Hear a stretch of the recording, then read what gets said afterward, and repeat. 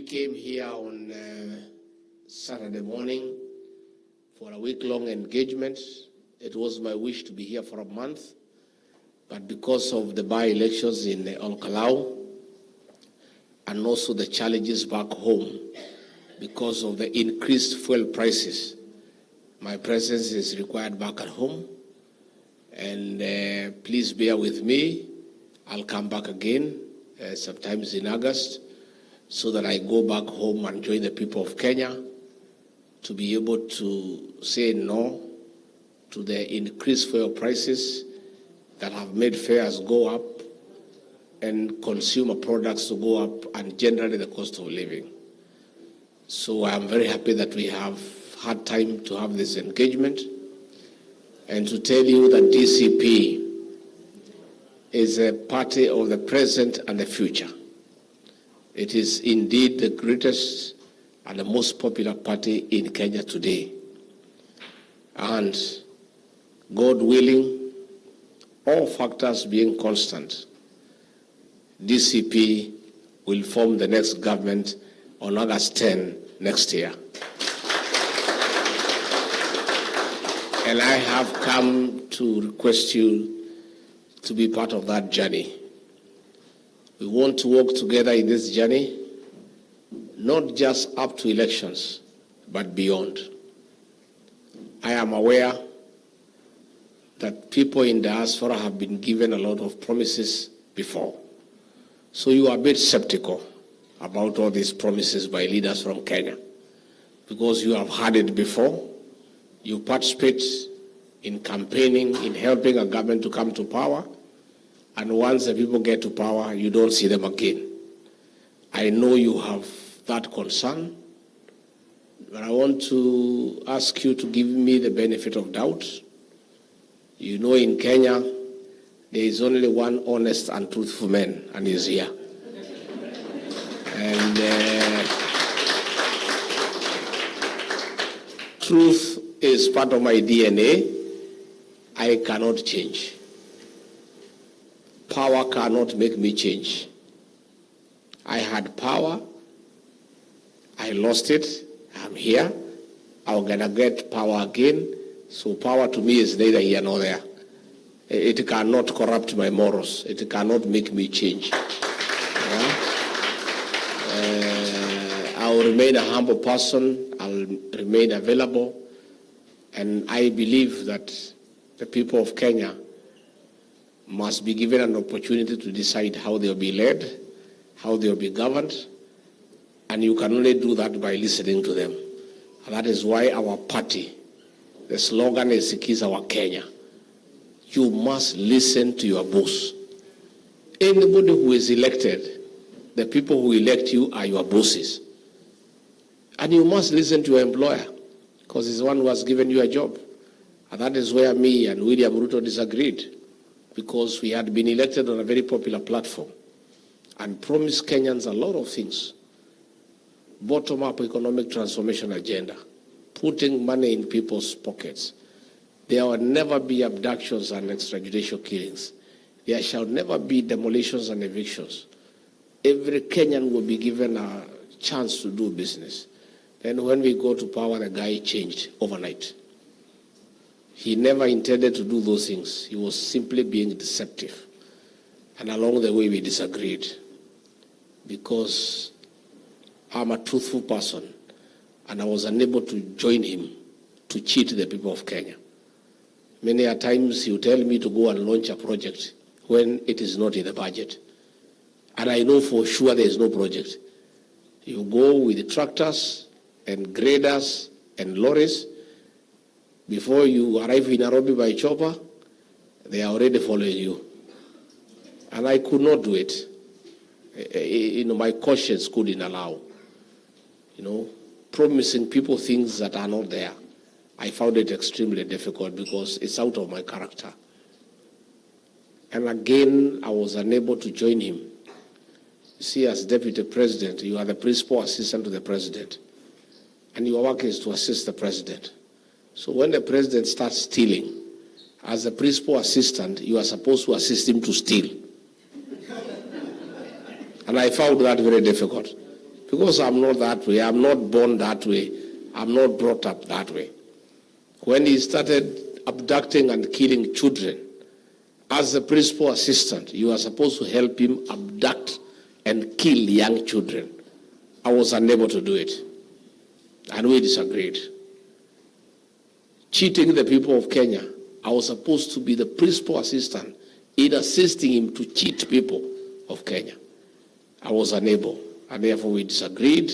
The rest is history. But we'll have another chance, and God willing, next year, there will be good change. And I want to assure you, don't worry, things are good. This guy, we have put him in a corner. Analia kama panya imeshikwa na mtego. There is no escape route. We want to beat him with a margin of 5 to 6 million votes so that he cannot even try. I want to assure you, don't worry, things are good. This guy, we have put him in a corner. Analia kama panya imeshikwa na mtego. There is no escape route. We want to beat him with a margin of 5 to 6 million votes so that he cannot even try to create problems. He cannot try to bring ethnic violence. He cannot even go to Supreme Court. Tutamnyoa na kula milioni 5, apige simu, aseme wacha niende nyumbani. Then we discuss whether he goes home or he goes to prison. That's a discussion we can have at that particular time. So relax, things are okay. And don't worry. Our only worry is one. 15 months is a very long time. We wish this election was tomorrow. Mwezi 15 ni safari mrefu sana. Hata tunachoka kugoja. But there is nothing we can do about time. The constitutional timelines are there. An election was in 5 years. There's nothing we can do. We just have to wait. September 10th next year, we go to the ballot and get meaningful change so that we can restore our country. As we speak today, you know, because you send money home, you talk to your parents, SHA is not working. There is a crisis in healthcare. The education system has failed. University students are not going to school. Goons have taken over the country. Goons are part and parcel of the National Police Service. You cannot tell the difference between a policeman and a goon. They all share the same Land Cruiser. They move together. They clobber people together. The security situation has broken down. In fact, we sent our policemen to Haiti. They were supposed to go and help the people of Haiti deal with the criminal gangs. Little did we know that they had gone there on a benchmarking mission to learn on how to work with the goons. So nyumbani, goons na polisi ni kitu kimoja. They even attack churches. Church. We were attacked in a place called Wetima ACK Church in Odhaya. We were attacked again in PCA Church, Mwiki. Another day we were attacked in another church in Kariobangi. Goons and police come inside church and attack Christians inside the church. That is how serious things are. But the beautiful thing is Kenyans have decided, from the coast to Western Kenya, to Rift Valley, to Mount Kenya region, to Nairobi, to Kambani, the story is one term. And I have educated people there, and they are good students of mine. When he calls for a meeting, he must pay you 2,000. To go and listen to lies, 2,000. Clapping for him, you add another 2,000. Laughing, showing him your teeth, you add 3,000. And that is what is happening in Kenya. The meetings are full, but it's all transactional. It's just money changing hands. And things are going on okay. So there will be change. So let me, so that I allow you to ask me questions, because mine is to listen. Mine is to listen, because when you listen to Kenyans, you become a better leader. I want to leave the UK better than when I came. I want to live here with something new. Mine is to invite you to join me and DCP in this journey to form the next government and be part of it. For the longest, Kenyans in diaspora are bystanders. Nobody involves them in the way their country is governed. And I want to change that for one reason. In the 1970s, number one foreign exchange earner for our country was coffee. In the 1980s, coffee was overtaken by tea. Tea became number one foreign exchange earner for our country. In the 1990s, both coffee and tea were overtaken by tourism. Tourism became number one foreign exchange earner. In the last 15 years, coffee, tea, and tourism have been overtaken. The number one foreign exchange earner for our country are remittances from the diaspora. You guys, last year alone, you sent back home over 700 billion Kenya shillings.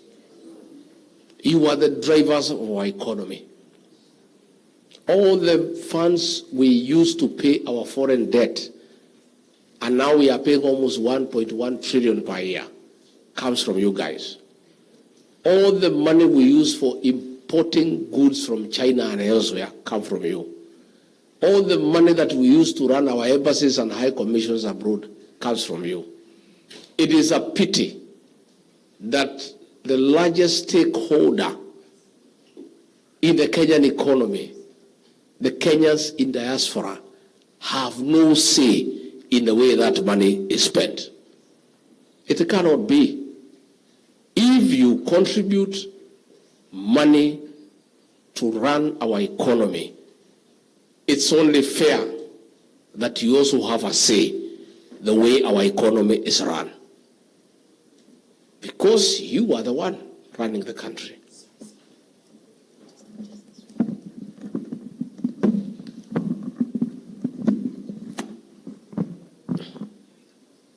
So, I'm saying it's not fair. You cannot be the drivers of the economy, and yet you are just spectators. You are just spectators. It's like you make food in your house, you prepare everything, you put it outside, some characters come, they don't even ask you who should get what, they just eat and go and pour some of it. And you're just there, and there's nothing you can do. I want you to be our partners in managing our economy, in running our country. And that is why I'm saying, in the Senate, the DCP party, because we are strong and we'll have many senators, I'll want our party to nominate one person from the diaspora to sit in the Kenyan Senate.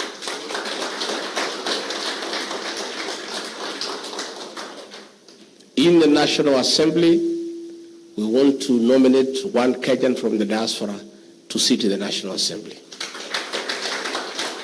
And because of the success of devolution in the diaspora, there are many things we as a country can learn from you, how to make devolution work. So in all the county assemblies that we shall have a say, including the county assembly of Nairobi and other county assemblies, I'm sure we'll control almost 20 county assemblies out of 47.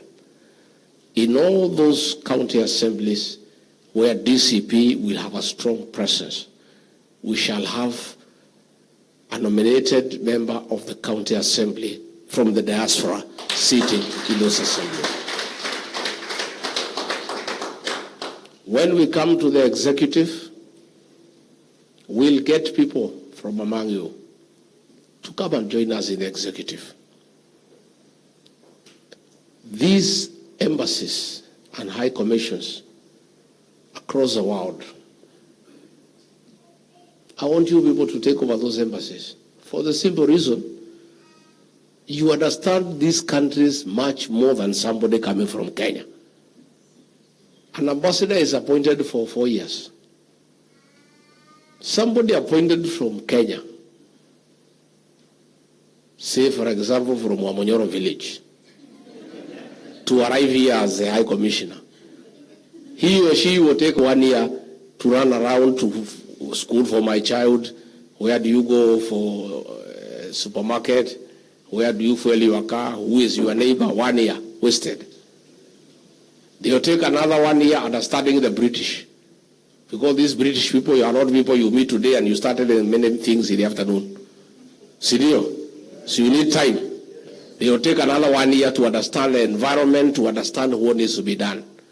The third year, they'll start now having a plan. They finish the third year. The fourth year, they start implementing, their term is over. But if you got somebody from Swindon with the right papers and the qualifications to be the High Commissioner, you just move to London at the High Commission the first day to know where your office is, where you put your coat, where is the washroom, where is the kitchen. The following day you start working. Isn't it? Yeah. You start working because you know everything. You know which factories we can talk to people to come and invest home. So that is what I intend to do. And I have said between the High Commissioner and the Deputy, we'll have a marriage between a career diplomat and somebody from diaspora. If the diaspora person is High Commissioner or Ambassador, the Deputy is a career diplomat, and vice versa. That one will blend diplomatic experience with the local knowledge and will succeed. Again, I have said, I don't believe in benchmarking. When I have looked here at the health system, I was here with my late brother in the year 2015, 2016, and I spent a bit of time here in the hospitals. The people driving the healthcare system here are Kenyans. And it's working and working perfectly well. So why do we need to send Kenyan doctors for benchmarking here? They come here, they spend money to learn how to run a hospital, how to run healthcare. Why don't we talk to Kenyans who have been here for 30 years to come back home and fix our health system? That's the way I look at it. I have looked at the drainage system here. Once it has rained, after 20 minutes, you don't know there was rain. Because drainage is working properly. I'm told most of the engineers here are Kenyan people. So why do I need to send Kenyan engineers here to come and benchmark on how to fix the drainage? Get a Kenyan who has been here for 25 years, come back home and fix the drainage system. What I'm saying in a nutshell is that the knowledge available to the people of Kenya, with Kenyans working elsewhere where things have worked and succeeded, let's get those Kenyans from out there to come back home and transfer that knowledge for the benefit of their country. I know most of you, one day you like to come back home. And there is no better way of coming back home and more fulfilling than coming back home to do what you have done here most, to come and do it home for the benefit of your country and your people. That is the way I want us to agree, and I mean every word of what I say. I say what I mean, and I mean what I say. I want us to start that partnership. When we are doing our manifesto in the next few months, we are going to involve you so that you tell us what you think we can do better and what you like to see done. What is it that you have learned here in the United Kingdom that can be useful back home? It is foolish not use available resource to the country. The human resource available to the people of Kenya is in abundance. People are there. It's only nobody is interested in asking them to give a contribution. That's why I want to do things differently. And we'll do it differently. Please give us a chance and ask me questions. Ask me questions. And I want to promise you, even after we form government, when I come to the United Kingdom, I'll come back here to say thank you, here.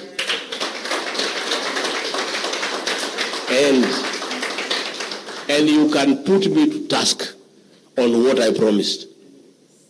And me, I cannot change. I'll come and sit here. You asked me, Rigathi, you are here. You said A, B, C, D. You said either the High Commissioner or the Deputy will be in London. Who are these people? We say we don't know them. You told us we will see somebody we know. How come? I want you to come and put me to task. So good people, mine is to offer you an opportunity to partner with us and DCP as we get the next administration. Come on board. And by the way, we are forming the next government. So if you don't want to come on board, there's nothing I can do. Mutakaa nje muangalie ikiendelea. Huyu Kasongo vile nimempangia. Haki ya Mungu. Ananisikia, like now he was abroad everywhere loitering in a very luxurious plane with massage parlor, with a spa, jacuzzi, some girls from Seychelles. Hata amekuja kuficha hiyo ndege Mombasa isionekane. Hata amekuja tu kuland ananitukana mimi. Because mimi ndio namjua. Namjua sana. I know the guy. Na msimuogope, is a coward. Simuliniona mimi na yeye pale Olokalau. Na ile kijana anaitwa John Meru. Nilimsomea dakika 28 amegete pale. Alikunywa maji chupa 16. So don't worry, we are good. We are okay. And things will restore our country. We'll get our country back. Yeah. And God has given us a beautiful country with hard-working and industrious people and good people. It cannot be that those people will continue suffering when they have resources that need to be well managed for their benefit. And the people to manage them are in this room and elsewhere. Let us involve everybody. Let us ask everybody to come on board so that we deliver our country. Finally, we have a by-election in Olokalau. I'm told quite a number of you are from Olokalau. That election is good. And we are not worried about winning. Winning, we shall win. It's a margin. It's a margin. We want to beat Kasongo by a very wide margin. We don't want him to get anywhere near 5% of the vote. Tunataka kumnyoa asubuhi. Akisikia Olokalau imetajwa, anaanza kulia machozi. So I want all Kalau people to figure out how you can help our candidate. He's called Sami Kamau Ngotho. He's a young man. He has nothing. I had employed him in the office of the deputy president. When I was removed, he was chased away. He has a young family. He is struggling. He has no money, but people love him. And people want to give him a job to be their representative. But we need to help him move around, do some posters, get some songs to sing in his vehicle, move from point A to point B, get agents on the election day, organize some security. So we will need you people from Olokalau and elsewhere to support that young man. And he'll win. And Medo is already on the ground and work is going on very well. The elections are in 16th of July, but the real work is in June. July is just winding up. So mimi nimeshukuru sana. Because I want to listen to you, I've talked too many things. But I just wanted to assure you, one, there will be change. Two, DCP will form the next administration. 3, and most important, DCP and Rigathi wants to partner with you, not just looking for the government, but beyond. I want you to sit on the decision-making table. We make these decisions together. I want you to be part of government.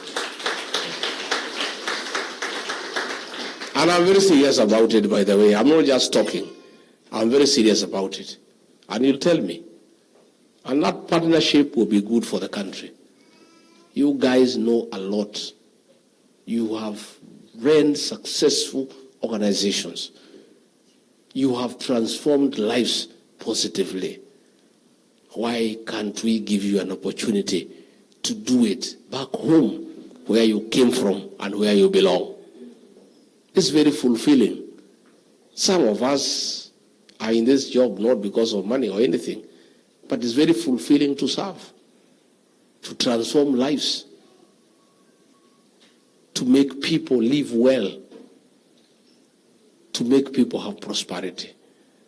I want you to be part of that journey, and I want you to be part of that administration so that together we can deliver our country, we can transform our country, and Kenyans can have quality life like everybody else in the world. And we have good people, nice Kenyans, industrious, kind, hospitable. They have just lacked somebody who can work for them, somebody who is serious and who is not corrupt. You know, the guy we have, he told me that he wants in 5 years to be richer than the Kenyatta family and the Moi family combined. I told him it's not possible. He told me, you don't know. The seat of president, anything is possible. I want to confirm today he has been that seat for 4 years. It's true. He is richer than the Kenyatta family that has made wealth for 60 years, the Moi family over 60 years. The two families have a combined years of 120. In 4 years, he is richer than the two families. But the country has nothing. It's not that he has made the wealth. He has just taken what belongs to the country and made it his own. Pure theft of public funds. When Uhuru Kenyatta was in State House, the budget for State House was 4.5 billion per year. He has now made it 17 billion per year from 4.5. Same State House, same functions. Stealing, selling of public assets. Kenya Pipeline has been sold. Safaricom has been sold. Kenya Post Authority has been sold. He has taken over all the businesses in Kenya. Banking, he has a bank called Swindon. All funds for housing, for SHA are in that bank. He is in insurance. He is in construction, cement, steel, tiles, hospitality, energy, oil, matatu. Even matatu wangetuachia hii watu ya kuhangaika wafanye. Ako kwa biashara ya matatu. He is literally in competition with the other business people. And he has driven all of them out of business. This oil business, G to G. G to G means government to government. But it is G to R, government to Ruto. Because it is not the government that is doing business with government companies in Middle East. They have been given to private companies that he owns. So he is making money out of fuel to the detriment of the people of Kenya. So if in an unfortunate event, he was to come back, if he is doing all these things when he wants votes, you can imagine if he didn't need votes, what he would do. That is why we cannot allow him to come back. So mpige masimu nyumbani. Muambie wale watu ya nyumbani ni one term. Eh? And you make sure before muwatumie pesa mwisho ya mwezi, unawakumbusha. Na mkisikia wasemi one term, unawaza kutuma pesa. Senor, maybe before I take questions, I can introduce you to my wife, Reverend Dorcas. Sindio? Si amsalimie mama boys.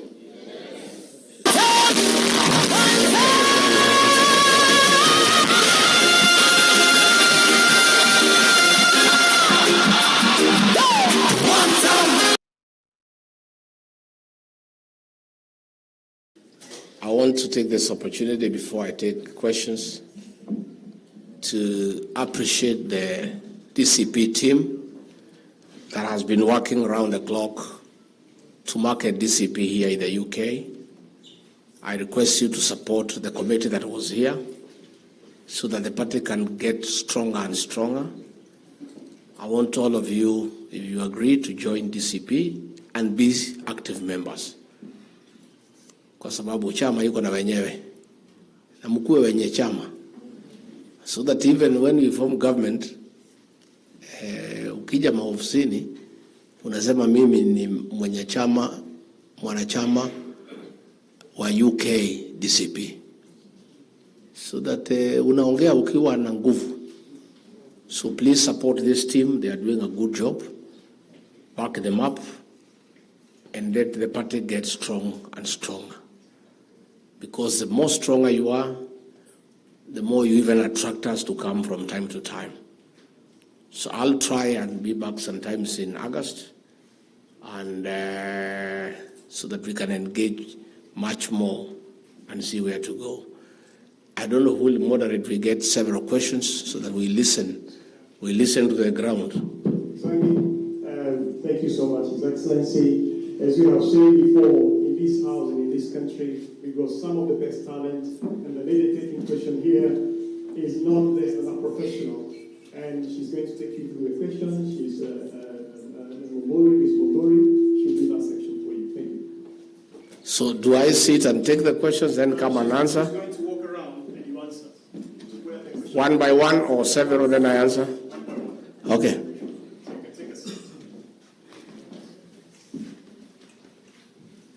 Kuja unipatia hii microphone wewe Rasta. Na nitafutiwa makasi ninyoa hivyo tu kabla sijaenda. Mimi ni mtu wako.